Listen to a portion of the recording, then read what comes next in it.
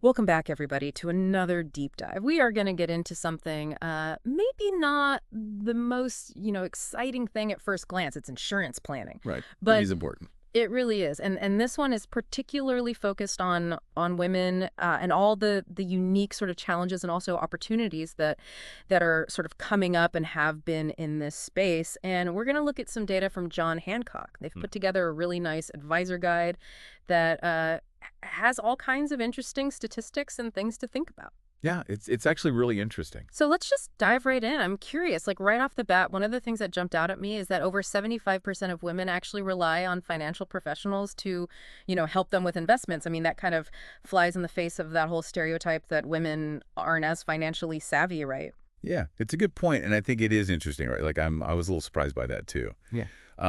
But while they are seeking that expert guidance, I think we also need to keep in mind that there's that persistent wage gap. Yeah. And that's going to have a big impact on how much women are able to save for retirement. Right. Okay. It's the Dio-Pentine 82 cents for every dollar that a man makes, which was the number in 2020. So how big of an impact are we talking, though? Like, give us the numbers. Okay, so almost 25% of women, get this, have $10,000 or less saved for retirement. That's scary. Yeah. Yeah, it's a little alarming. It's not good. And especially when you think about the fact that women tend to live longer than men. Exactly. Right, so that money has to last even longer. So the retirement's going to be longer. They're making less while they're working. And then, of course, we can't forget about the whole, long-term care as we age. Yeah. That is a real factor here. What's interesting, too, is that, women on average require that care, long-term care, for about 3.7 years compared to 2.2 years for men. And then you look at the cost. And the average yearly cost of a private nursing home room is currently over $113,000. Oh, I know. It's insane. It's crazy. It's mind-blowing. It is. Yeah. And it's projected to just explode. Yeah. Right? By 2060, they're saying over $373,000 annually. What? Yeah. And 70% of nursing home residents are women. It's pretty intense. It's kind of a bleak picture, right? But I'm curious, too, because, that 70% number of women in nursing homes also makes me think about, well, what's the whole financial services, experience been like for women, too? It's like, how are they being served or not served? You know what I mean? And it makes you wonder, is there something going on here? Because there's a really big disconnect. I mean, John Hancock found that 70% of women switch financial advisors within a year of being widowed. 70%. 70%. Yeah, that's a huge red flag. What's happening there? You would think after, having that kind of life event and going through something so major that there would be, more continuity. You would think. And most of these women, they said they had no intention of actually switching before their spouse passed away. Oh, wow. So there's something going on here, I think, in terms of how women are being treated or maybe just not understood within the financial services world. Yeah. Yeah. So is it about feeling lost and needing a fresh start? Or is is there something deeper at play? I think there's something else there because you look at the data, it's pretty striking. 2/3 of women say they just straight up they don't trust their financial professionals. Wow. They don't trust them. Yeah. That's wild. Yeah, it makes you wonder, what is it, right? What leads to that? Right. Is it a lack of clear communication? Or do they feel like they're being talked down to or not taken seriously? Right.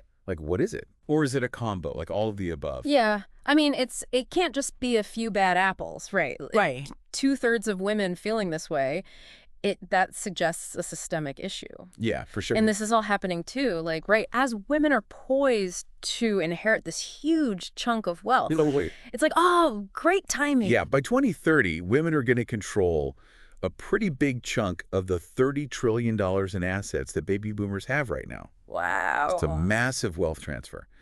But a lot of women are, as we said, underinsured. Right. Yeah. Oh, this is kind of a perfect storm situation here. It is. Where it's you've got all this wealth heading towards this demographic that doesn't necessarily, feel served, feels distrustful of the industry. That's not good. This is where the opportunity is, though. Yeah. Right. This is the opportunity for women and for the financial services industry to, bridge that gap, give women the knowledge, the tools they need, to navigate all this. Right. How do we flip that statistic where it's instead of 70% of women switching advisors after spouse passes, 70% of women feel empowered, Yeah. confident in their financial decisions. And think about it, like 90% of financial decisions in U.S. households are made by women. Wow.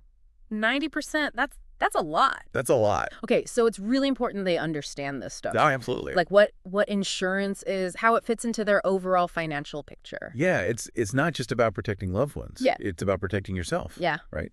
Like women need to be thinking about securing their own financial futures. Yeah. Okay, so let's get into solutions here. Right. Right. We know the challenges, we've talked about the opportunities. Right. What are some of the ways that insurance can actually help women like tackle these financial hurdles we've been talking about? Sure. So life insurance, right? They can replace income if something happens to, a spouse. And that, can ensure that the surviving partner is financially stable. Makes sense. Especially because women are more likely to outlive their partners. Right. What about those long-term care costs, though? Like we talked about those crazy numbers. What can they do about that?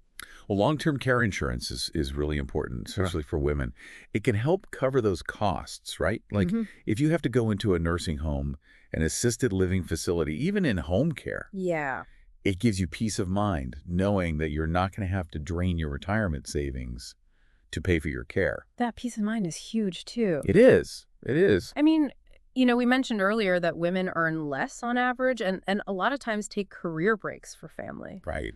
So disability insurance seems like another really important one, too. It is. It is. If you can't work, due to illness or injury, that disability insurance is going to kick in, replace some of your income. And it's, if you're the primary breadwinner, that can be really, really important. So it's not just about having any insurance. It's about having the right kind of insurance. Right. Exactly. It has to be tailored to your individual needs and goals. Yeah. And that's where working with an advisor that you trust is so important. Right? Oh, yeah, absolutely. I mean, you need someone who's going to help you understand the options, explain all the fine print and help you put together a plan that makes sense for you. It's like having a guide, Yeah. You're in this complex world of insurance and finance, and it's like you need someone to show you the ropes. Right. And be there for you. Like, be a sounding board, as you're weighing the pros and cons and making decisions and making sure you feel good about them. So it's more of a collaboration than a like do as I say kind of thing. Exactly. It should feel like a real partnership, right? Where your voice is heard, your needs are met, and you're getting what you need. I keep thinking back to that 90% statistic. That's a lot of responsibility, It is for women to be making those financial decisions in their households. Yeah, it really highlights how much power they have in shaping, not just their own futures, but the futures of their families too. It's like they're the CEOs of their households, making these strategic decisions every day. And like any CEO, having a clear vision, a good strategy, and a trusted team of advisors makes all the difference. That's a great analogy. Okay, so like if you could wave a magic wand and like design the perfect financial services experience for women, like one that addressed all those gaps and challenges that we've been talking about, what would that look like? Ooh, that's a good question. I think if I could wave my magic wand, I would say it would start with respect and transparency. Yeah. Like, no more assuming that women don't understand, complex financial stuff. No talking down. Yeah. Yeah. It's about like clear communication, explaining things in a way that makes sense. Jargon free. Yeah, no hidden fees, none of that, like, confusing language in the fine print. Transparency. Transparency, that's it. And I think education and empowerment is really important too. Yeah. It's not just about telling women what to do, it's about giving them the knowledge and the tools so they can make their own decisions. Yeah, so it's more about like, collaboration, partnership, not just like top down, I'm the expert, you listen to me. Right, exactly. Like, the advisor should be more of a guide working with the client to come up with a plan that meets their needs. That makes sense. Okay, so what about like the actual products and services themselves? Like if we were designing this perfect world, what would those look like? Well, they would have to be flexible, right? Yeah. And customizable to the different needs of women at different stages of life. Yeah. I mean, a single woman in her 20s who's just starting out is going to have totally different needs than, a mom with 3 kids in her 40s or someone who's getting ready to retire. Yeah. It's almost like those like clothing subscription boxes, you know, where they They pick out outfits based on your style and your preferences. I like that. But for financial products. That's a great analogy. I think technology would be a big part of it too.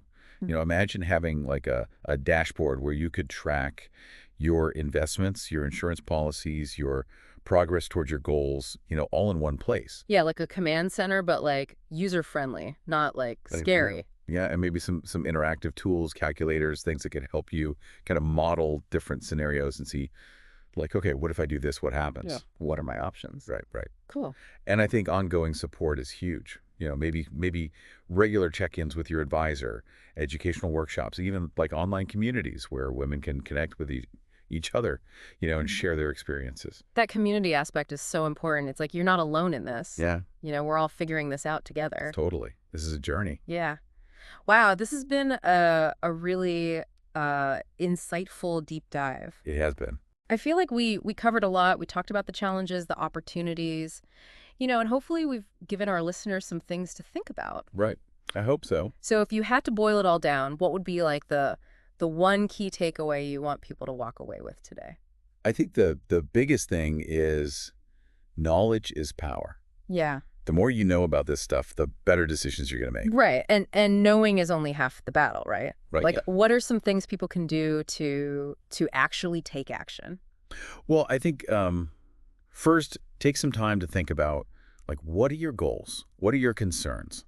Yeah, like get real with yourself about your finances. Exactly. Yeah. And then once you have a better sense of where you're at, you can start doing some research. There's a ton of information online. There's articles, there's calculators, there's, financial planning tools. And don't be afraid to ask for help, right? Like, find a financial advisor you trust, someone who can help you make sense of it all. Right. And don't be shy about asking questions. That's what they're there for. Totally. And at the end of the day, it's your money. It's your future. Yeah. So you're the one who's in control. You get to make the decisions. Yeah. Yeah. Awesome. Well, this has been such a great deep dive into, the world of insurance and financial planning for women. We've really unpacked a lot. We have. And, hopefully given everyone some good food for thought. I hope so. Before we wrap up, though, I love what you said about, community and sharing this information. Oh, yeah. Like, don't keep it to yourself. Like, talk to your friends, talk to your family, your colleagues. The more we can all learn about this stuff and support each other, the better. Totally agree. Awesome. Well, thanks for joining us on this deep dive. We'll be back soon with another fascinating topic and more sources to dig into. But until then, keep learning, keep asking questions, and keep diving deep. Keep diving deep.